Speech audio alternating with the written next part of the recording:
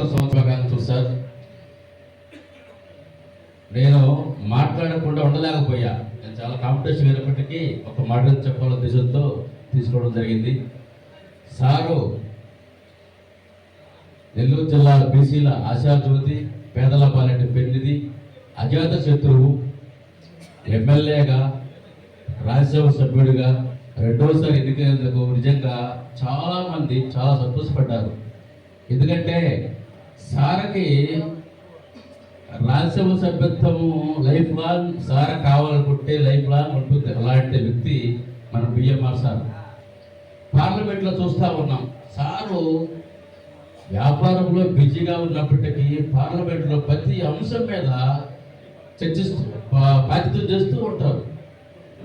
ఎక్కువ ప్రతి అంశం పార్లమెంట్లో చాలా చక్కగా ప్రతి అంశం మీద మాట్లాడుతుంటే చాలా గొప్ప విషయం సార్. పోతే సార్ ఈడబ్ల్యూఎస్ మీద కూడా బీసీలో చాలా ఇబ్బంది పడిపోతున్నారు.